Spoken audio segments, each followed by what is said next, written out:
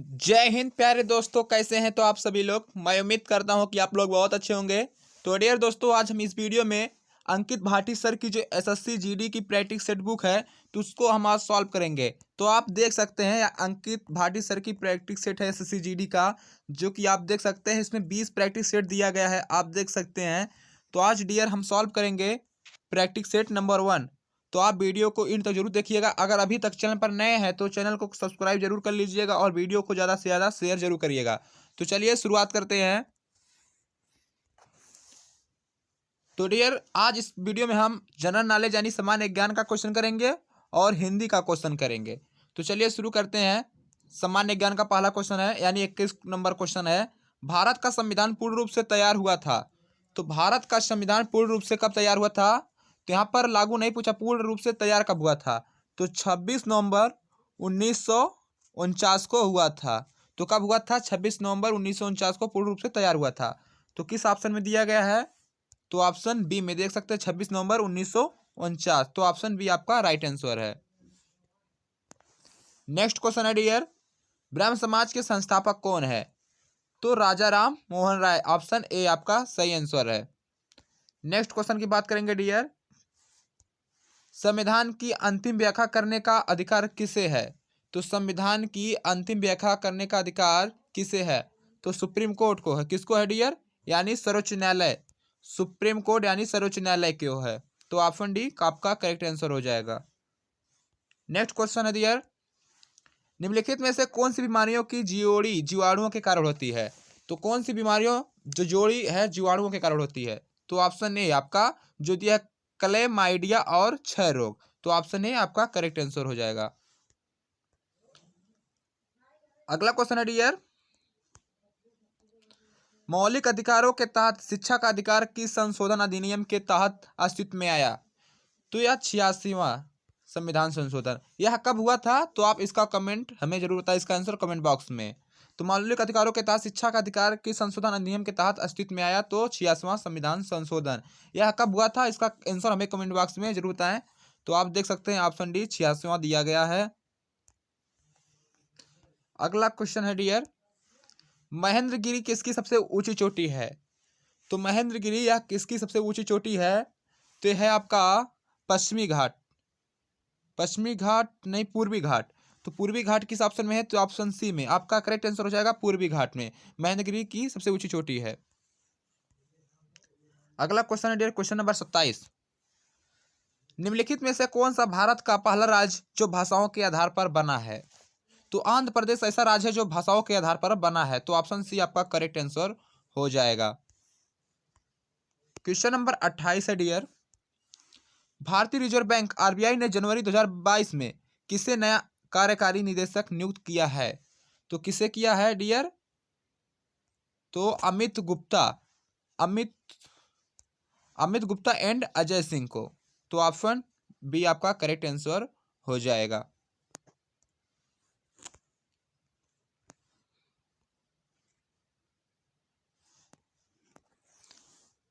अगला क्वेश्चन है dear, question number 29, Gandhi Irwin समझौता 5 मार्च 1931 संबंधित है। तो किससे संबंधित है? तो यह सविनय अवज्ञा आंदोलन से संबंधित है। ऑप्शन बी आपका करेक्ट आंसर हो जाएगा। नेक्स्ट क्वेश्चन है डियर, किस राज्य सरकार द्वारा रोजगार मिशन के तहत रोजगार मिशन को शुरू करने की घोषणा की? तो यह छत्तीसगढ़। तो ऑप्शन सी आपका करेक्ट आंसर हो जाएगा। अगला क्वेश्चन है क्वेश्चन नंबर 31 है डियर, निम्न में से किसे Modi 20 dreams meet delivery book मई 2022 में लॉन्च की? तो उपराष्ट्रपति M Venkaiah Naidu. Option A is the correct answer. अगला क्वेश्चन है डियर, मई 2022 में क्वाड लीडर समिट किस देश में आयोजित किया गया? तो यह जापान में किया गया। तो ऑप्शन ए आपका करेक्ट आंसर हो जाएगा। नेक्स्ट क्वेश्चन है डियर, विंबलडन महिला एकल 2022 का खिताब किसने जीता? तो यह एलिना ने जीता था। किसने जीता था? Elena Rybakina. तो ऑप्शन ए आपका करेक्ट आंसर हो जाएगा। अगला क्वेश्चन है डियर, विश्व व्यापार संगठन की स्थापना कब हुई थी? तो विश्व व्यापार संगठन की स्थापना कब हुई थी? तो यह 1 जनवरी 1995 हुई थी। तो किस ऑप्शन में दिया है 1 जनवरी? ऑप्शन ए में 1 जनवरी 1995। तो आपका करेक्ट आंसर हो जाएगा।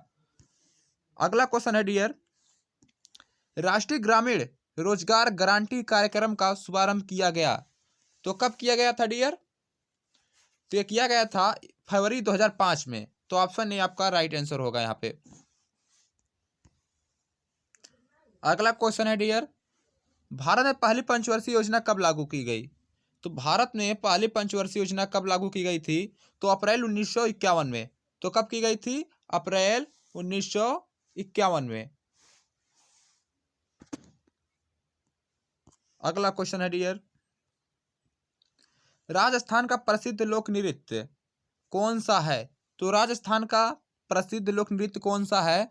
तो आप ऑप्शन में देख सकते हैं। तो ऑप्शन में आपका जो घूमर है, तो घूमर आपका राजस्थान का प्रसिद्ध लोक नृत्य है। तो ऑप्शन सी आपका करेक्ट आंसर यहाँ पे हो जाएगा। अगला क्वेश्चन है डियर, मिंटो मार्ले सुधार 1909 ईस्वी के समय भारत का सचिव कौन था? तो कौन था डियर? तो लॉर्ड मार्ले था। तो ऑप्शन ए आपका करेक्ट आंसर हो जाएगा। नेक्स्ट क्वेश्चन है डियर, निम्न में से सीएनजी का पूर्ण रूप है? तो निम्न में से सीएनजी का पूर्ण रूप क्या है डियर? तो आप इसका आंसर हमें कमेंट बॉक्स में जरूर बताइए। इसका आंसर है option C, compressed natural gas. अगला क्वेश्चन है डियर, भारत में कितनी शास्त्रीय भाषाएं हैं? तो भारत में कितनी शास्त्रीय भाषाएं हैं? तो आपका 6 शास्त्रीय भाषाएं हैं। तो कौन कौन से हैं? तो आप कमेंट बॉक्स में छाप दीजिए डियर। अब यहाँ पे हिंदी का क्वेश्चन चालू हो रहा है 61 से। तो आपका प्रैक्टिस सेट 1 में देख सकते हैं 61 से हिंदी का क्वेश्चन चालू है। यहाँ पर अनाथ का विलोम शब्द क्या होगा? तो अनाथ का विलोम शब्द यहाँ पर पूछा है। तो अनाथ का सनाथ हो जाएगा। ऑप्शन बी आपका करेक्ट आंसर। अगला क्वेश्चन है डियर, क्वेश्चन नंबर 62, दिए गए वाक्य के लिए एक शब्द क्या बनेगा? जिसके आर पार देखा जा सके। जिसके आर पार देखा जा सके तो उसको पारदर्शी बोलते हैं। आप तो बचपन को पता होगा, बचपन से ही पता होगा, जिसको हम आर पार देख सकते हैं उसको पारदर्शी बोलते हैं। तो ऑप्शन सी आपका करेक्ट आंसर हो जाएगा। यहाँ पे यहाँ पर रिक्त है वाला स्थान दिया है। रिक्त स्थान पर क्या शब्द आएगा? विश्व में की ही प्रधानता होती है। विश्व में किसकी प्रधानता होती है? तो विश्व में यहाँ पर भरने का ऑप्शन जो दिया है, विश्व में किसकी प्रधानता होती है? तो इसमें आपका जो विश्व में होता है कर्म की प्रधानता होती है। तो ऑप्शन डी आपका करेक्ट आंसर। यहाँ पर उचित आंसर आपका कर्म ही दिखा रहा है। तो विश्व में कर्म की ही प्रधानता होती है। तो ऑप्शन डी आपका करेक्ट आंसर हो जाएगा। अगला क्वेश्चन है डियर 64 नंबर, दिए गए वाक्य के किस भाग में त्रुटि है? उसकी आंखों में आंसू बहता है। तो उसकी आंखों में आंसू बहता है। तो इसका आंसर आप किस प्रकार करेंगे? तो आप ध्यान से देखिए। तो उसकी आंखों में आंसू बहता है, तो देखिए इसको आपने ए माना है, ए बी सी और डी। तो डियर यहां पर आपको क्वेश्चन फंसा सकता है। तो इसको ए माना है, इसको ए बी सी और डी। तो बोला है उसकी आंखों से आंसू बहता है। तो यहां पर कौन सा त्रुटि है? तो यहाँ पर देखिए आंसू बहते हैं, तो यहाँ पर रहना चाहिए उसकी आंखों से आंसू बहते हैं, ना कि बहता है। तो ऑप्शन डी आपका करेक्ट इसमें त्रुटि है, यानी ऑप्शन डी इसमें भी आपका राइट आंसर हो जाएगा, यानी बहता। तो ऑप्शन डी आपको फंसा सकता है। आप बिल्कुल निश्चिंत रहिए, आप इसको समझ लीजिए अच्छे से। तो बोला यहाँ पर उसकी आंखों से आंसू बहता है। तो ऑप्शन या ए है या बी है या सी है और या डी है। तो जैसे ए बी सी डी, तो यहाँ पर बहते हैं रहना चाहिए, तो गलत है। तो डी ऑप्शन किस ऑप्शन में है?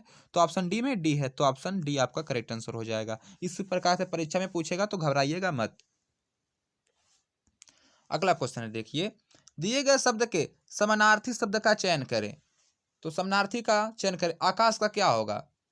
आकाश का क्या होगा? आकाश का व्योम। यहाँ पर ऑप्शन सी करेक्ट आंसर हो जाएगा। क्वेश्चन नंबर 66 है डियर, अपना सा मुंह लेकर रह जाना मुहावरे का सही अर्थ है। अपना सा मुंह लेकर रह जाना, अपना सा मुंह लेकर रह जाना यानी लज्जित होना। तो ऑप्शन ए करेक्ट आंसर हो जाएगा, लज्जित होना। अगला क्वेश्चन है डियर, निम्नलिखित वाक्यों में शुद्ध वाक्य कौन सा है? तो यहाँ पर देखिए निम्नलिखित वाक्यों में शुद्ध वाक्य कौन सा है? तो आप पहचानिए। आप नानी के घर जाओ, आपने नानी के घर जाना है, आपने नानी के घर जाना है। आप नानी को घर जाओ, आप नानी के घर जाइए। तो हमारे हिसाब से यह शुद्ध ऑप्शन डी ही लग रहा है। तो आपके हिसाब से क्या लग रहा है, तो आप अपना कमेंट आंसर कमेंट बॉक्स में जरूर बताइए। हमारे हिसाब से यहाँ पर ऑप्शन डी होगा, क्योंकि आप नानी के घर जाइए, आप नानी के घर जाओ, कोई मतलब ये त्रुटि लग रहा है। तो यहाँ पर शुद्ध यही है, यहाँ पर शुद्ध वाक्य छांटना है, तो ऑप्शन डी आपका करेक्ट आंसर हो जाएगा यहाँ पे। अगला है रिक्त स्थान के उचित शब्द को लिखो। पिल्ला का बच्चा है, पिल्ला का बच्चा है। तो जो कुत्ते के बच्चे होते हैं डियर, कुत्ते के बच्चे को पिल्ला बोलते हैं, ना बकरी के पिल्ला बोलते हैं, मानव के बच्चे को पिल्ला नहीं बोलते हैं, और पक्षी के बच्चे को पिल्ला नहीं बोलते। तो कुत्ते को पिल्ला मतलब पिल्ला कुत्ते का बच्चा है, तो कुत्ता जो है कुत्ते का बच्चा पिल्ला है। तो यहाँ ऑप्शन सी करेक्ट आंसर हो जाएगा। अगला क्वेश्चन है डियर, आशा शब्द का विलोम शब्द ज्ञात कीजिए। आशा, तो आशा का विलोम होता है ऑप्शन सी यानी निराशा। आशा निराशा आपका इसका विलोम हो जाएगा। क्वेश्चन नंबर 70 है, हथियार डालना मुहावरे का अर्थ है। तो हथियार डालना यानी हार मानना, तो ऑप्शन बी आपका करेक्ट आंसर हो जाएगा। हथियार डालना यानी हार मानना।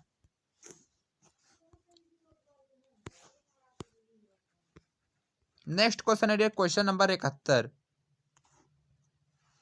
गोदान किसकी रचना है। तो गोदान किसकी रचना है, इंपॉर्टेंट क्वेश्चन है। तो आप प्रेमचंद की है, तो ऑप्शन बी आपका करेक्ट आंसर हो जाएगा। गोदान जो कि प्रेमचंद की रचना, तो आप पहले से बचपन से यानी कक्षा 6-7 से ही पढ़ते आ रहे होंगे। जो गोदान है वेरी मोस्ट इंपॉर्टेंट क्वेश्चन है, प्रेमचंद की रचना है। सही वर्तनी वाले शब्द का चयन करें, सही वर्तनी वाले शब्द का चयन करें। मनुष्य किस प्रकार रहता है, तो आप देख सकते हैं या तो भी गलत है आपका, या यह गलत भी है। तो मनुष्य आपका शुद्ध रूप यही है, तो ऑप्शन सी आपका करेक्ट आंसर हो जाएगा। तो आप देखते होंगे मनुष्य इसी प्रकार से लिखा रहता है। क्वेश्चन नंबर 73 क्या कह रहा है, यहाँ ध्यान से देखिए। दिए गए वाक्य में रेखांकित शब्द को प्रतिस्थापित करने के लिए उचित शब्द का चयन करें। तो दिए गए वाक्य में रेखांकित शब्द को स्थापित करने के लिए उचित शब्द का चयन करें।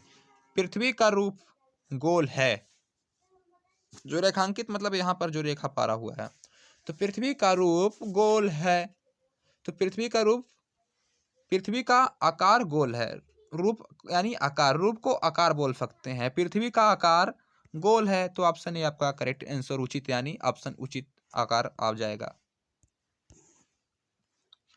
अगला क्वेश्चन है डियर, वाक्यांश के लिए एक शब्द लिखें। वर्ष में एक बार होने वाला, वर्ष में एक बार होने वाला का शब्द है जो कि वार्षिक बोलते हैं। वर्ष में एक बार होने वाले यानी शब्द वाक्यांश को वार्षिक बोलते हैं। तो ऑप्शन बी आपका करेक्ट आंसर हो जाएगा। अगला क्वेश्चन है डियर, अंधे की लकड़ी मुहावरे का क्या अर्थ है। अंधे की लकड़ी मुहावरे का अर्थ क्या है। तो अंधे की लकड़ी मुहावरे का अर्थ होता है डियर एकमात्र सहारा। तो क्या होता है डियर, एकमात्र सहारा। तो डियर दोस्तों, ये आपका जो पैराग्राफ वाला आप दिया है, तो आप इसको कर लीजिएगा। इसका आंसर शीट भी मिलेगा आपको पीडीएफ में के रूप में। तो पीडीएफ हमारे इस वीडियो के डिस्क्रिप्शन में टेलीग्राम का लिंक मिल जाएगा, टेलीग्राम का लिंक मिल जाएगा। वहाँ से आप पीडीएफ को डाउनलोड कर सकते हैं और अपना ये व्याख्या मतलब ये जो पैराग्राफ आपका है दिया गया संदर्भ नहीं डियर, जो गद्यांश वाला व्याख्या वाला है, तो आप इसको कर लीजिएगा। तो फिर मिलेंगे आपके अगले प्रैक्टिस सेट में, तब तक के लिए जय हिंद, वंदे मातरम।